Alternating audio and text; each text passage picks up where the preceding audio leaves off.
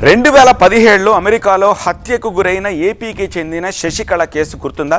కొద్దిమంది గుర్తుండే ఉంటుంది. ఇప్పుడు ఆ కేసు ఎట్టకేలకు ఛేదించారు న్యూ జెర్సీ పోలీసులు. 8 ఏళ్ల తర్వాత అసలు హంతకుడు ఎవరో తేల్చారు. ఇంతకీ ఎవరా కిరాతకుడు? ఇన్నేళ్ల తర్వాత ఎలా చిక్కాడు? అసలు ఎందుకు చంపాడు?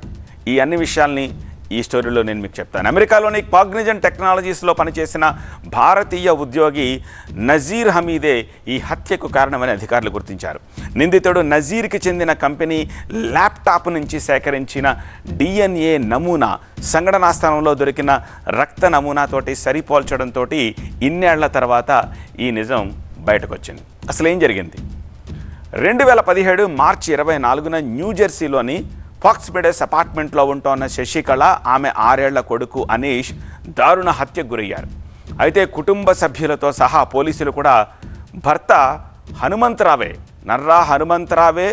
చంపేశాడు అని చెప్పేసి అనుమానించారు. తన భర్తకు వేరే అమ్మాయితో సంబంధం ఉందని శశికళ అప్పట్లో వాళ్ళ ఇంట్లో వాళ్ళతో చెప్పడంతో ఆ గొడవల వల్లే ఘోరం జరిగి ఉంటుందని అంతా అనుకున్నారు. పోలీసులు కూడా హనుమంతరావుని పలుమార్లు ప్రశ్నించారు. మరికొంతమందిని అదుపులోకి తీసుకుని విచారించారు. ఈ క్రమంలో హమీద్ ల్యాప్టాప్ పోలీసులకు దొరకడం, అది క్రైమ్ సీన్లో లభించిన రక్తపు మరకలతోటి పక్కాగా మ్యాచ్ అవ్వడంతో హమీదే అంతకుడని తేలింది. ఓకే, అసలు ఎవరి హమీద్? వీళ్ళ విషయంలోకి హమీద్ ఎలా వచ్చాడు? ప్రస్తుతం హమీద్ భారత్లో ఉండడంతో అతన్ని తిరిగి అమెరికాకు రప్పించాలని అక్కడి అధికారులు భారత విదేశాంగ శాఖను కోరారు. ఈ హత్య గల కారణాలపై ఆరా తీస్తున్నారు. భర్త హనుమంతరావుపై పగ తీర్చుకోవడానికే ఈ దారుణానికి ఒడిగట్టాడా, లేక మరేదైనా కారణం ఉందా అన్న కోణాల్లో ఇప్పుడు దర్యాప్తు చేస్తున్నారు. ఈ హమీదు భర్త పనిచేస్తున్న కంపెనీలో పనిచేసే ఎంప్లాయ్. సో అతను చంపాడని చెప్పి ఇప్పుడు పోలీసులు నిర్ధారించారు. సో ఈ అంశంపై మరింత సమాచారం న్యూజెర్సీ నుంచి మా ప్రతినిధి ఉజ్వల్ అందిస్తారు. మన సౌత్ జెర్సీ తెలుగు అసోసియేషన్ నుంచి మన పాస్ ప్రెసిడెంట్ శైలా గారు కూడా ఉన్నారు. శైలా గారు, మీరు చెప్పండి, మీరు కూడా ఈ ఫ్యామిలీని చూస్తున్నారు.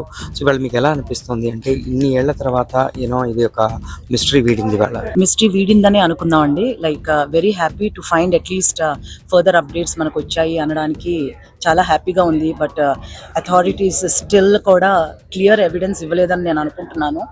Yes, what is the motive behind that person and why the government is still delaying the process? Why is it not giving the final answer to get a person here? I know it is all కొంచెం కష్టమే ఇది అక్కడ government release చేయడం ఒక పర్సన్ని అనేది. But evidence ఇప్పుడు దొరికింది కాబట్టి I feel like no more delay in the justice. I hope victims family gets the full justice that they need.